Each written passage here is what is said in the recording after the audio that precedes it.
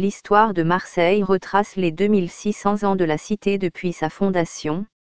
Bien que son site soit occupé dès les temps préhistoriques, comme en témoigne la grotte Cosquer, la ville est fondée en 600 avant Jésus-Christ, par des colons grecs venus de Phocée. Elle deviendra la principale cité grecque de la Méditerranée occidentale, et principale porte de communication entre les civilisations grecques et gauloises. Romaine après sa conquête par Jules César, en 49 avant Jésus-Christ, éclipsée par Arles, elle reprend peu à peu son rang, et devient après les conquêtes des Visigoths puis des Francs jusqu'au XIIe siècle, l'une des places majeures de l'Église romaine, dans le sud-est de la France grâce à l'influence de l'abbaye de Saint-Victor, fondée par Jean Cassien. Au Moyen Âge, Marseille décline et subit la peste noire, et des temps troublés qui s'achèvent au XVe siècle, alors que la ville et le duché de Provence deviennent possession française, d'où un rôle nouveau dans l'affirmation de la puissance royale et le développement du commerce méditerranéen. Acquise à la Révolution, mais non aux Jacobins, la ville connaît une très forte expansion au XIXe siècle avec le développement industriel et commercial en lien avec l'importance croissante de l'empire colonial français. Après les destructions durant la Seconde Guerre mondiale, et la fin de l'Empire français, Marseille se relève pour retrouver, à la fin du XXe siècle, une situation plus favorable. L'espace côtier de Marseille est occupé, dès le Paléolithique supérieur, par les hommes ainsi qu'en témoigne la découverte en 1991 de la grotte Cosquer, dans l'une des calanques de Marseille, à environ 6 km au sud de l'actuel site de la ville. L'occupation de ce qui pourrait être, selon Jean Clotte, un sanctuaire a eu lieu à deux périodes, vers -27 000 et de -19 000 à -17 000, comme l'atteste la datation des peintures pariétales. Pour la période plus récente, des fouilles ont mis au jour des vestiges d'une implantation néolithique qui remonte à 6000 avant Jésus-Christ, près de la gare Saint-Charles. D'autres vestiges ont été découverts dans les grottes de l'Estac, comme dans celle du quartier Les Rios, où furent retrouvés un foyer et des poteries mésolithiques en terre noire. Implantation des Ségobriges et des Saliennes au 5e siècle. Au dernier millénaire avant notre ère, la région était occupée par les Ligures, peuple autochtone qui pourrait avoir connu des invasions celtes. De même, les habitants de cette côte purent entrer en contact avec des commerçants phéniciens, étrusques notamment, mais aussi ibères. Aux alentours du site de Marseille, dominait un peuple celto-ligure, les Saliennes, dont l'oppidum était Entremont, près de l'actuelle Aix-en-Provence. D'après les auteurs anciens, le terroir marseillais aurait été occupé par une tribu ligure, celle des Ségobriges, qui se serait implantée dans les collines autour du site de Marseille, les contreforts du massif de Marseille-Vert étant le plus souvent mentionnés. Massalia, ville grecque, 600 avant Jésus-Christ, -49 avant Jésus-Christ. La légende de Gyptis et Protis, 600 avant Jésus-Christ. La fondation de la cité, la plus ancienne ville de France, remonte à avant Jésus-Christ. Elle est le fait de colons grecs venus de Phocée en Asie mineure, l'actuelle Fossa, proche d'Izmir, Smyrne, en Turquie. Les Phocéens recherchaient des emplacements susceptibles de devenir des emporia ou comptoirs sur la côte. Cette activité correspond à un effort de création d'un réseau commercial, bâti par des marins et servi par des bateaux rapides à rames, les pentecôtères et non une colonisation de peuplement, ce qui facilitait les implantations, les colonies ne requérant que peu de terre. En naviguant par cabotage, ils auraient découvert la baie du Lacidon, l'actuel vieux port de Marseille, une calanque profonde, large et bien orientée, est-ouest, abritée du vent dominant, le Mistral, par des collines élevées, propices à un établissement commercial. Les conditions exactes de la fondation font défaut à l'histoire de la ville, on ne retient aujourd'hui qu'une légende, reprise par Justin et par Athénée, œuvre rédigée au début du IIIe siècle et citant Aristote, en donne le récit qui décrit comment Protis, l'un des commandants de la flotte grecque est choisi lors d'un banquet d'accueil par Gyptis, la fille du roi des Ségobriges, pour devenir son mari. La nouvelle Phocée. La topographie première du site de la Marseille grecque est encore perceptible de nos jours. Promontoire environné par la mer, orienté vers le sud, il est dominé par 3 buttes successives, la butte Saint-Laurent, 26 mètres d'altitude en 1840, la butte des Moulins, 42 mètres, et enfin la butte des Carmes, environ 40 mètres. Très vite la ville basse, l'Astu, s'agrandit et englobe la butte des Carmes avant la fin du VIe siècle avant Jésus-Christ. Une dernière extension à l'époque hellénistique lui permet d'atteindre une surface d'environ 50 hectares, que la ville ne dépassera pas avant le XVIIe siècle. La police s'étale alors au niveau de la campagne environnante, la Chora. Les Phocéens honorent leur divinité favorite et les célèbrent dans l'Éphésion, dédié à Artémis d'Éphèse, et dans le sanctuaire d'Apollon delphinien, ainsi que mentionné par Strabon. Ils importent aussi les lois et les usages oligarchiques ioniens et comme le cite Aristote, élaborent une constitution des Marseillais, conférant le pouvoir à 15 Timouks, dont 3 détenant l'essentiel du pouvoir, choisis dans une assemblée de 600 sénateurs. Marseille contre Carthage, 540 avant Jésus-Christ. Ère d'influence en Méditerranée occidentale en 509 avant Jésus-Christ.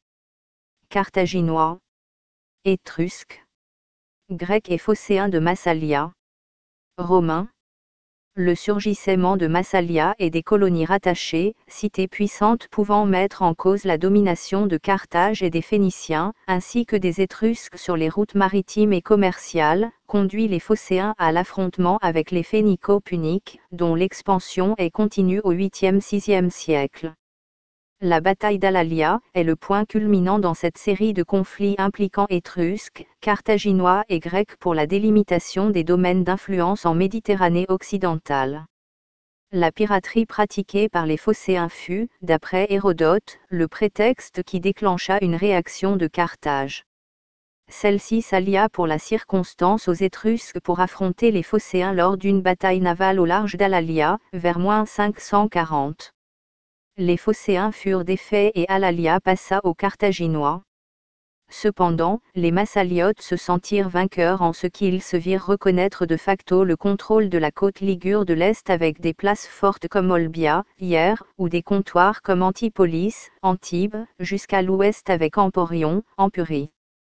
Ils bâtirent le trésor des Marseillais à Delphes pour célébrer cette victoire. Les conflits de Massalia avec les Carthaginois vont durer tout au long du 5e siècle, consolidant l'alliance de Marseille avec Rome contre l'ennemi commun. Marseille et la Gaule, du 5e au 2e siècle avant Jésus-Christ. La croissance forte de Marseille et du réseau des colonies massaliotes est citée comme l'une des raisons qui provoquent la création de la Fédération des Saliennes, à la fin du 3e siècle avant Jésus-Christ, à partir de la réunion des Celto-Ligures de Provence, entre le Var et le Rhône, autour de centres proto-urbains. La fédération salienne s'avéra être un voisin encombrant pour les Massaliotes, ce qui avait provoqué de nombreuses tensions économiques et sans doute culturelles, dont rendent compte les auteurs antiques, notamment Tite-Live et Strabon. Dans un premier temps, de telles tensions avec les indigènes avaient entraîné plusieurs interventions militaires des Grecs dans l'arrière-pays marseillais. Sur la côte, les pirates ligures obligent parallèlement la cité grecque à renforcer constamment la protection de ses lignes commerciales maritimes par la création de places coloniales de défense. Grand port maritime ouvert sur toute la Méditerranée, Marseille abrita de nombreux marins et explorateurs renommés, comme Eutimène qui explore au-delà des colonnes d'Hercule, les côtes de l'Afrique jusqu'à l'embouchure du fleuve Sénégal au 5e siècle, ou surtout Pythéas, qui, vers 340 à 325 avant Jésus-Christ, effectue un voyage dans les mers du nord de l'Europe, atteint l'Islande et le Groenland, et approche du cercle polaire. Marseille a redécouvert son port antique en 1967, et a su le mettre en valeur dans le jardin des vestiges. Massalia connaît une forte croissance et devient une cité prospère, vivant des relations commerciales fortes avec la Grèce, l'Asie mineure puis Rome et l'Égypte. La ville compte entre 30 000 et 40 000 habitants, ce qui en fait le plus grand centre urbain de Gaule. Les principales routes commerciales entre le nord et l'ouest de l'Europe et l'Orient empruntant les fleuves, en particulier Rhône et Saône, Massalia occupe une place stratégique. L'ambre, l'étain descendent le Rhône quand remonte le vin et les articles de luxe comme céramique, vaisselle. c'est aussi probablement par la cité phocéenne que furent introduits en Gaule les premiers vignobles. Les fouilles de 2006 et 2007 sur la colline Saint-Charles ont ainsi mis au jour les vignobles les plus anciens de France. Un vin renommé est produit sur place qui rend nécessaire la fourniture de nombreuses amphores et la production de la céramique. À partir du 5e siècle avant Jésus-Christ, les produits locaux se substituent aux importations de Phocée ou d'Athènes. Enfin, Massalia est à l'origine de la monnaie dans la région en émettant des pièces pour le commerce local dès 490 avant Jésus-Christ, puis des oboles d'argent vers 450 avant Jésus-Christ, enfin des drachmes d'argent au début du IVe siècle avant Jésus-Christ, ces monnaies portant le nom de la ville et acquérant une grande renommée. Marseille et Rome, 218 à 49 avant Jésus-Christ. Massilia ville romaine, -49 avant Jésus-Christ, 414. La conquête de Marseille par César, -49. Le développement au 1er et 2e siècle. À l'époque d'Auguste, la ville connaît une nouvelle grande phase de construction. L'Agoraforum est reconstruit comme en témoignent les fragments de dallage découverts par Fernand Benoît au sud des caves de Saint-Sauveur. Le forum est bordé à l'ouest par un autre grand édifice, le théâtre, dont quelques gradins ont été conservés jusqu'à nos jours dans l'enceinte du collège du Vieux-Port. Des thermes sont installés le long du port, les vestiges, remontés sur la place Villeneuve-Bargemont, sont aujourd'hui visibles quasiment à leur emplacement d'origine derrière l'hôtel de ville. Pendant le Haut Empire, la zone portuaire est considérable, elle s'étend sur la rive nord de la calanque du Lacidon, ensuit la corne du port, jardin des vestiges, dont le quai est reconstruit à l'époque flavienne et se prolonge au fond du vieux port actuel. Dans cette zone, les fouilles de la place Générale de Gaulle ont dégagé une grande esplanade empierrée qui peut correspondre à des salines aménagées. De nombreux entrepôts à Dolia sont connus, une partie de l'un d'entre eux a été conservée en rez-de-chaussée du musée des docks romains. Puis, durant le Bas Empire, la ville semble décliner légèrement au profit vraisemblablement d'Arles. La fondation de l'église marseillaise au IIIe siècle. Marseille pendant le Haut Moyen Âge. Les invasions barbares, 414 à 536. Entre 414 et 536, les peuples barbares se succèdent en Basse-Provence, marquant la fin du monde gréco-romain qu'avait connu Marseille depuis près d'un millénaire. Les Visigoths, après avoir envahi l'Italie et pillé Rome sous la conduite d'Alaric, envahirent le sud de la France et l'Espagne, 412 à 415, chassant les Vandales et les Suèves. Ils firent le siège de Marseille en 414, mais ne réussirent pas à pénétrer dans la cité. Rome les installa en tant que fédérés dans la Septimanie, Languedoc et Roussillon, et en Espagne. Les Burgondes dont le roi était Gondebaud, qui dominait la Lyonnaise, le Dauphiné, la Savoie traitèrent en 472 avec le roi des Visigoths Euric, pour la possession de la Basse-Provence et de Marseille, où ils entrèrent en 474. Puis, les Ostrogoths, qui ont conquis l'Italie, pénétrèrent à leur tour en Provence, leur roi Théodoric le Grand négocia avec les Burgondes et acquit la possession de toute cette région, y compris Marseille, 512. Théodoric nomma Marobodus gouverneur de Marseille, et établit dans cette ville de vastes entrepôts de grains et de munitions. Les Francs de Clovis qui avaient battu les Visigoths à Vouillers en 507, s'avancèrent à leur tour vers la Basse-Provence. Vitiget, chef des Ostrogoths voulant réserver toutes ses forces contre Bélisaire qui occupait Rome pour le compte de l'empereur d'Orient Justinien, traita avec eux et leur céda toute la Provence avec Marseille, 536. Pendant toute cette période, Marseille avait maintenu sa prospérité commerciale, et relativement son indépendance culturelle. Au milieu du VIe siècle, Marseille intègre le monde franc et l'emprise de la chrétienté s'affermit. L'âge d'or du VIe siècle. Marseille se développe à nouveau à partir du Ve siècle de notre ère. À l'intérieur de la ville, la construction d'une première grande cathédrale marque la puissance de l'évêque, probablement Proculus, qui tient à rivaliser avec Arles. 2 basiliques funéraires ont été retrouvées en fouilles. L'une, hypothétique, fouillée pour moitié dans l'emprise des immeubles du cours Belsunce, par J. et Irigoire en 1959 et par G. Bertucci dans la construction du centre Bourse en 1974. La seconde est clairement attestée par la fouille de M. Molineux, rue Malaval, 2003 à 2004, avec la découverte d'une mémoire intacte sous le chœur. Sur la corne du port, comblée, se développe un habitat dont on retrouve la trace, hors les murs, jusqu'à l'actuelle bibliothèque de l'Alcazar. Sur ce site, on a pu mettre en évidence une continuité directe avec les constructions romaines. Un groupe de bâtiments se développe progressivement entre le 5e siècle et le 7e siècle, avec dans un dernier état, un vaste bâtiment de type entrepôt. Les bâtiments sont abandonnés au début du 8e siècle. La vitalité du commerce est perceptible par les découvertes de productions céramiques venant de toute la Méditerranée, témoins privilégiés des marchandises qui affluent à Marseille durant la période ostrogoïque et mérovingienne. Puis, prise dans les remous des conflits entre rois francs, la ville semble perdre de son importance à partir de la reprise en main de la Provence, par Charles Martel, et le pillage de la ville qui l'accompagne. Les temps troubles, 8e et 9e siècle. En 737, les Francs prennent la ville, la pillent, mettent fin à ses velléités d'indépendance. Il existe peu d'informations sur la Marseille carolingienne, mais il semble que la ville connaît ses heures les plus sombres.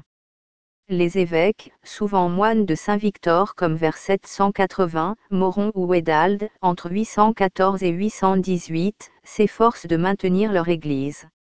C'est une période très difficile pour la ville, qui est régulièrement pillée par les Sarrasins en 838, par les pirates byzantins en 848 et de nombreux raids sarrasins jusqu'en 923. La population se replie sur une étroite portion de la ville, dit Château-Babon, un réduit fortifié construit entre l'entrée du port et la place de l'Anche.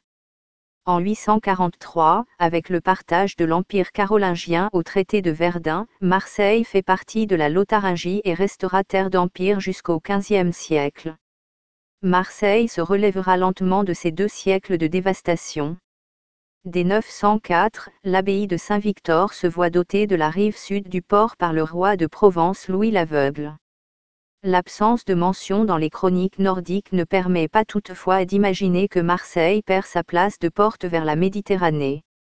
Il faut toutefois admettre que l'époque reste incertaine, avec les démêlés des derniers Carolingiens tout entiers tournés vers l'Italie, et n'hésitant pas à traiter avec les Sarrasins, lorsque leurs ambitions le nécessitent.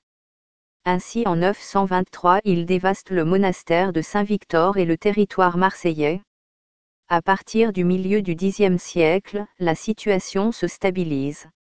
Le comte de Provence choisit un frère de l'évêque Honoratus de Marseille, fils d'Arlulef de Marseille, Guillaume, comme vicomte de Marseille. Ses descendants seront pendant plusieurs générations soit évêques soit vicomtes de Marseille.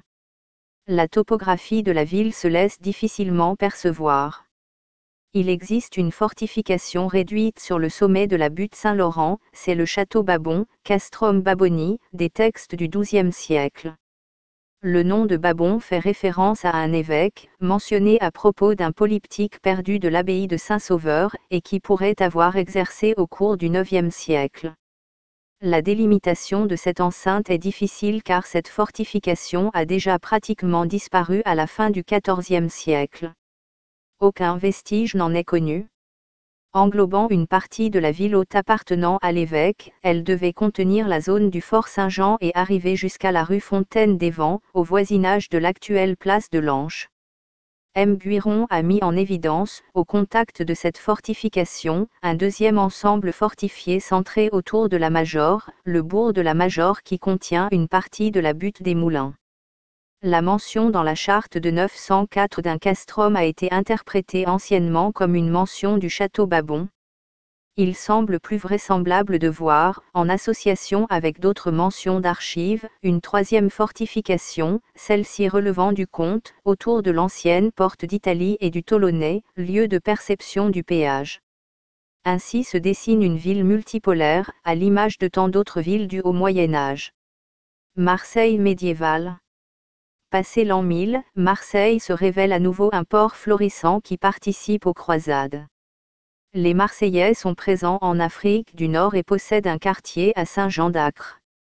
Si la prise de cette dernière met un terme à l'aventure en Terre Sainte, leur présence est largement attestée en Méditerranée tout au long du Moyen Âge. La prise de la ville par les Catalans en 1423, et la destruction qui s'est ensuivie, ont occasionné un profond déclin à la fin du Moyen Âge. La puissance de Saint-Victor, 950 à 1150. Durant la première moitié du XIe siècle, la stabilité politique et le développement de l'abbaye de Saint-Victor renforcent le développement de la cité.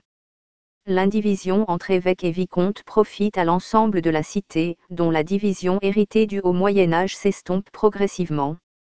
La refondation du couvent de Saint-Sauveur, à l'emplacement de l'église des Accoules, vers 1030, au centre de l'espace situé entre l'ancienne ville comtale et l'ancienne ville épiscopale, a dû s'accompagner d'une renaissance de l'habitat dans cette zone. À la fin de cette période, la vie s'organise à Marseille entre trois pouvoirs stables, les vicomtes, l'évêque et l'abbé de Saint-Victor.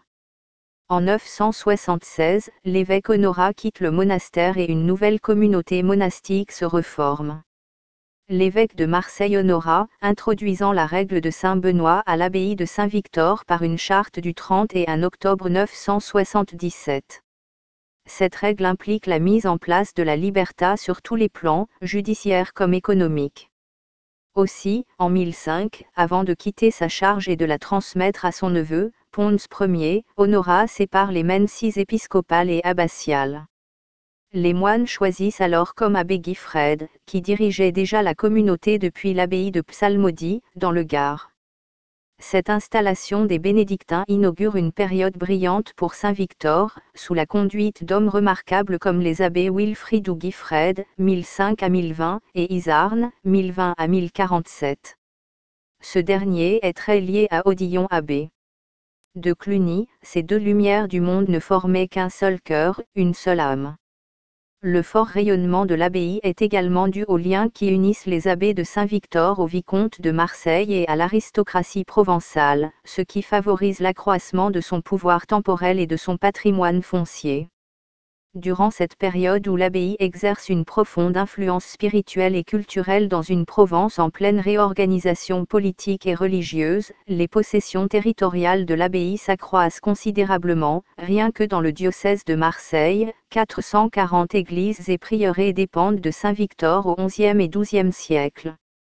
L'abbaye compte également des dépendances dans ceux d'Aix, Fréjus-Toulon, Riez, Gap, Embrun et Vaison-la-Romaine et jusque dans les diocèses d'Auvergne, Saint-Flour, Mende, Rodez, du Languedoc, Nîmes, Béziers, Agde, Narbonne, Albi, Toulouse, en Bigorre et en Catalogne, Barcelone. Elle obtient des possessions jusqu'en Sardaigne, Cagliari, Sassari, et en Castille, Tolède. À Marseille, toute la rive sud du vieux port appartient désormais aux moines, en particulier la zone sud-est jusqu'à l'actuelle rue Beauvau, où se trouvent de riches salines qu'ils conservent jusqu'à ce que François Ier les annexe en 1518 pour agrandir l'arsenal des galères. Ils obtiennent le privilège de l'eau jusqu'à la mer. Peu à peu, ils essaiment à travers tout la vicomté, créent plus de 60 prieurés et deviennent l'un des principaux aménageurs agricoles du sud de la Provence. Plus d'une soixantaine de moines et 20 novices vivent à l'abbaye. Saint-Victor redevient un grand centre spirituel et de formation. L'église supérieure est entièrement reconstruite et est consacrée par le pape Benoît IX, le 15 octobre 1040. Bien que cet acte soit apocryphe, on en a conclu que les scribes ont utilisé un original qui l'ont modifié pour renforcer le rôle de Saint-Victor au détriment d'Arles, en accordant à l'abbaye le titre de « Secunda Roma ». Au cours de la deuxième moitié du XIe siècle, les abbés de Saint-Victor sont Pierre, 1047 à 1060, Durand, 1060 à 1065, Bernard de Millau, 1065 à 1079, et Richard de Millau, 1079 à 1106. Ce dernier est déjà cardinal lorsqu'il est désigné par le pape pour succéder à son frère Bernard. Il est un des agents les plus actifs de la réforme grégorienne, et un des meilleurs auxiliaires des papes Grégoire VII et Urbain II. Saint-Victor bénéficie d'un avantage exceptionnel en relevant directement du Saint-Siège et non de l'évêque grâce à une bulle du pape Léon IX. Les papes successifs donnent mandat à l'abbaye pour réformer nombre d'anciens monastères. Cardinal lors de son élection en 1079, Richard de Milhaud devient légat du pape Grégoire VII, puis archevêque de Narbonne, continuant à diriger la communauté. Les abbés de Saint-Victor deviennent au XIe siècle les hommes les plus puissants de la région.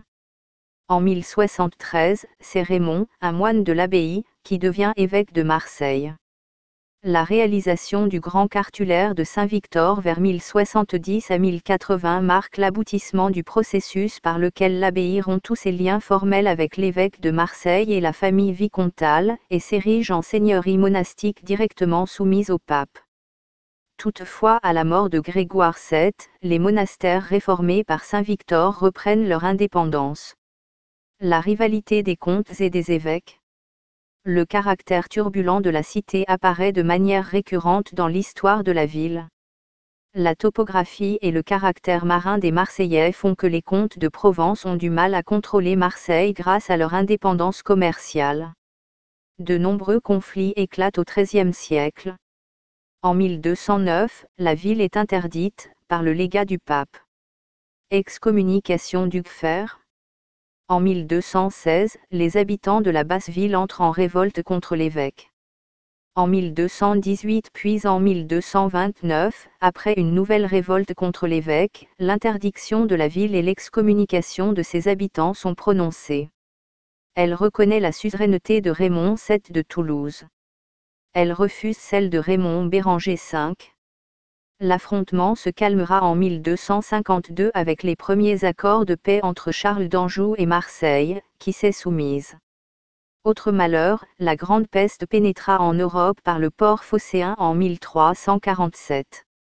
Le 15 décembre 1437, le comte de Provence René d'Anjou, qui a succédé à son frère Louis III d'Anjou, comme roi de Sicile et duc d'Anjou, arrive à Marseille, et favorise par des privilèges le relèvement de la ville, qu'il considère comme une base maritime stratégique pour reconquérir son royaume de Sicile. Les Marseillais, en contrepartie, se chargent de la reconstruction des remparts. Le roi René, qui souhaite équiper l'entrée du port d'une solide défense, décide de faire construire sur les ruines de l'ancienne tour Maubert, une nouvelle tour plus importante. L'ingénieur Jean Pardour en conçoit les plans et Jehan Robert, maçon de Tarascon, exécute les travaux. Cette construction s'échelonne de 1447 à 1453. Le roi fait édifier les fondations du piédestal, puis les travaux sont suspendus faute de crédit, et c'est finalement grâce à l'aide des habitants de Marseille, et notamment de la Corporation des pêcheurs, qu'ils peuvent reprendre. Cette tour, dite tour du roi René, sera englobée au XVIIe siècle dans le fort Saint-Jean construit sur ordre de Louis XIV. L'indépendance économique et politique de Marseille par rapport à la France perdure jusqu'à la fin du XVe siècle. Il faut attendre Charles Ier d'Anjou pour que Marseille perde l'autonomie qu'elle a acquise en rachetant les droits seigneuriaux au vicomte de Marseille. La cour comtale est installée à Aix-en-Provence. Lors de la transmission au royaume de France du comté de Provence, 1481, les institutions provinciales restent dans cette ville.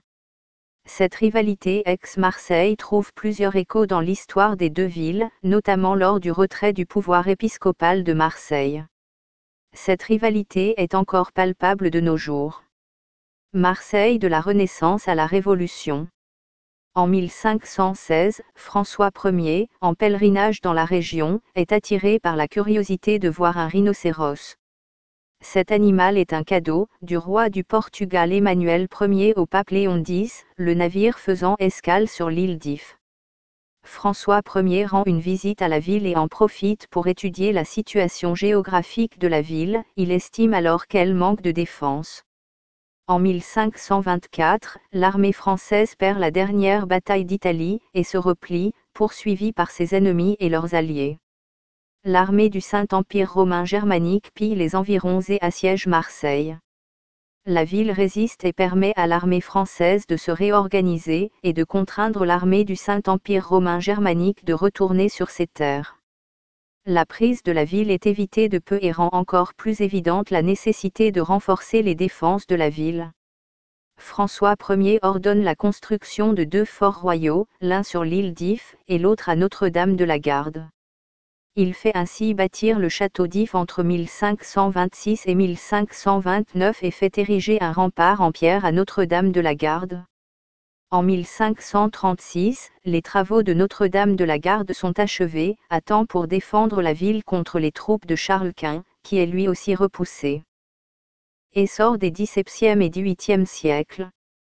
Le centre-ville se transforme dès le milieu du XVIIe siècle avec les premiers aménagements encore modestes de cours, places et avenues aux façades classiques ordonnancées d'après les projets de Pierre Puget, hors des murailles médiévales, notamment en direction de la fameuse Canebière, qui ne deviendra cependant la grande artère qui descend jusqu'au Vieux-Port, qu'à la fin du XVIIIe siècle. L'année 1720 voit cependant l'arrivée de la peste, qui va porter un rude coup à la démographie de la cité, 38 000 victimes sur 75 000 habitants. L'évêque de l'époque consacra alors Marseille au Sacré-Cœur. En dehors du centre-ville, l'agglomération marseillaise comporte un paysage structuré de bastides.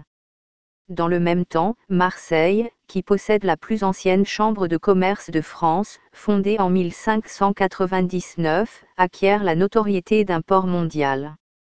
Avec ce grand essor du commerce moteur de l'économie marseillaise, la démographie explose et situe désormais Marseille au 3e rang des villes françaises. Marseille sous la Révolution et l'Empire. Il faut attendre la Révolution française et l'uniformisation du territoire français, langue, monnaie, droit, pour que Marseille perde cette spécificité qu'elle a toujours tenté de conserver. Ce n'est sans doute pas pour rien que le chant révolutionnaire de Rouget de Lille plaît aux Marseillais et fut ainsi appelé la Marseillaise. Pendant la Convention, en punition de son implication dans le mouvement fédéraliste, Marseille est temporairement débaptisée. Du 6 janvier au 12 février 1794, elle est officiellement ville sans nom, et ainsi désignée. C'est Étienne Christophe Maignet, envoyé dans un souci d'apaisement après les excès de Fréron, qui redonne son nom à la ville. En 1792, Rouget de Lille, jeune officier du génie, compose à Strasbourg le « Chant de guerre de l'armée du Rhin ». Cet hymne, qui a été édité, parvient à Marseille qui a accueilli la Révolution avec enthousiasme. La ville, envoyant à Paris 500 volontaires, leur offre un banquet, au cours duquel un certain François Mireur chante l'œuvre venue d'Alsace. Elle soulève l'enthousiasme et les assistants la reprennent en chœur. Quand ils défilent dans les rues de Paris, leur voix chaude de méridionaux, qui lancent à toute volée les strophes enflammées, électrise la foule. Le nouvel hymne trouve aussitôt son nom, c'est la Marseillaise. Une plaque commémorative de Rouget de Lille est visible rue Tubano au centre de Marseille. Marseille au XIXe siècle. Les conditions de la croissance, 1830 à 1870. En 1773, Jean-Baptiste Grosson, notaire royal et homme fort cultivé, qui s'intéresse beaucoup à l'histoire de sa ville natale, et publie de 1770 à 1791, l'Almanach historique de Marseille, fait paraître un ouvrage intitulé Recueil des antiquités et des monuments marseillais qui peuvent intéresser l'histoire et les arts, qui fit longtemps référence pour l'histoire des monuments de la ville de Marseille. Tout au long du XVIIIe siècle, les Marseillais se lancent dans le commerce triangulaire, échangeant avec les peuples africains produits finis, tissus, verroteries, armes à feu, contre esclaves, ces derniers servant de monnaie d'échange aux Amériques contre argent ou produits tropicaux, sucre, coton, vanille. Marseille se place après les ports atlantiques dans ce commerce. En 1835 encore, Marseille a seulement 4 huileries de graines. Puis en 1851, l'huilerie-savonnerie marseillaise fut révolutionnée par l'invention du savon blanc cuit, ou liquidé, contenant plus d'eau que le savon marbré bleu et fabriqué selon un autre procédé. Ces premiers, savons blancs, sont fabriqués à partir des sous-produits des oléagineux, par opposition au savon vert ou bleu, à base d'olive, les huiles de palmiste et de copra pouvant désormais remplacer l'huile d'olive. En 1851, le roi Soji de Porto Novo signe un traité de commerce et d'amitié avec la France, pour développer l'exportation d'huile de palme. Il fait planter de nouvelles palmeraies au nord de Porto Novo, sur les conseils des négociants afro-brésiliens, qui tirent bénéfice des traites négrières, réprimées par le British African Squadron, et sont en lien égal lié à ou en rapport avec des négociants français. Il veut protéger son commerce d'huile de palme et fait planter de nouvelles palmeraies au nord de Porto Novo, dont les savonneries marseillaises seront le débouché. En 1863, Marseille compte 16 fabriques de savon blanc pour 36 fabriques de savon traditionnel. En 1870, c'est déjà 42 usines triturant les graines d'oléagineux et un marché en plein essor. Résultat, pour l'ensemble de la France, les importations de graines oléagineuses sont multipliées par 175 entre 1835 et 1870. La fin en 1864 du protectorat français créé par roi Soji de Porto Novo est une étape importante dans l'histoire de la culture de l'arachide car les palmeraies ainsi mises en orbite dans le commerce colonial français en sortent peu après, obligeant à trouver de nouvelles matières premières pour les savonneries marseillaises qui en avaient profité. L'âge d'or des colonies, 1870 à 1914. Le XIXe siècle, avec son cortège d'innovations industrielles, dont l'apparition de la navigation à vapeur, la fin de la piraterie barbaresque, les conquêtes coloniales de la France dès 1830 puis le percement du canal de Suez, stimule le commerce maritime et la prospérité de la ville, qui passe d'environ 300 000 habitants en 1870 à environ 600 000 habitants en 1940.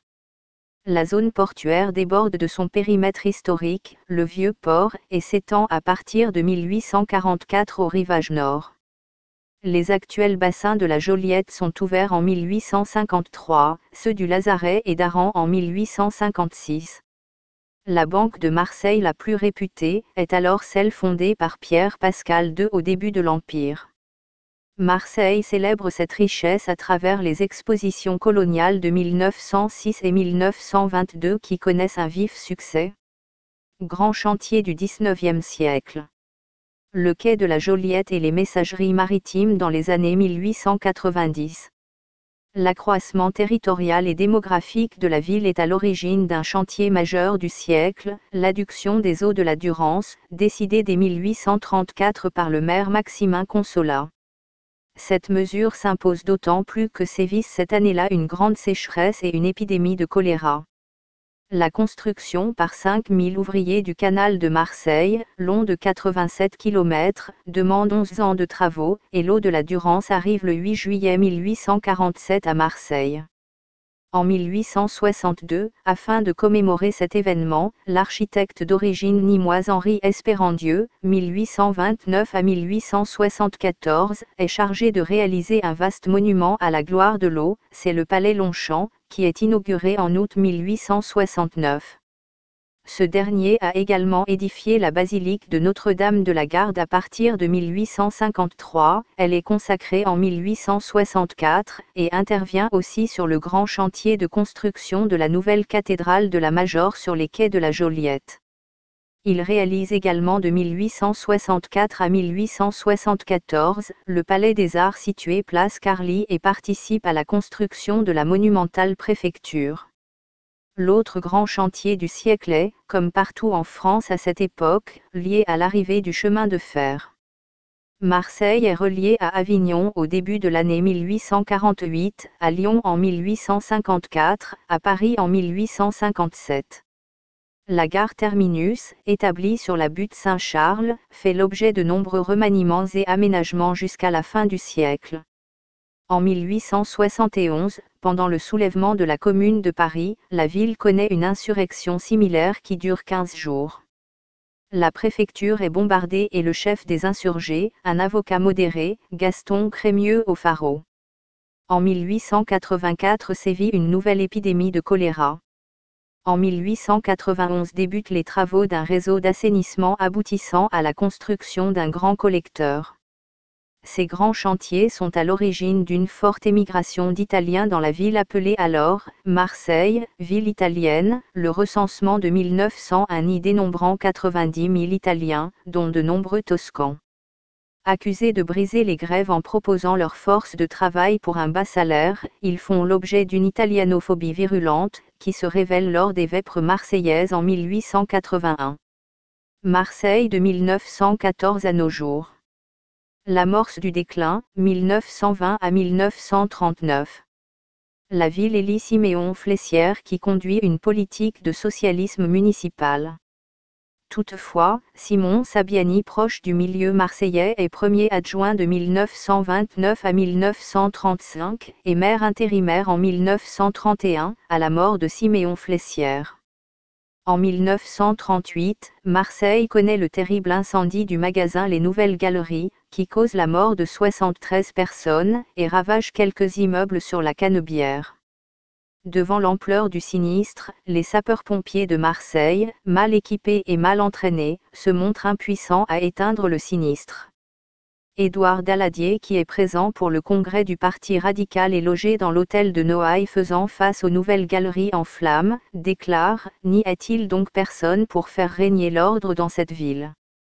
Le gouvernement décide de protéger la ville par une unité militaire.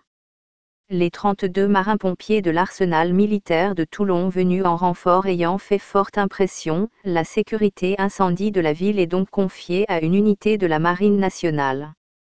Le bataillon de marins-pompiers est créé par un décret-loi de juillet 1939.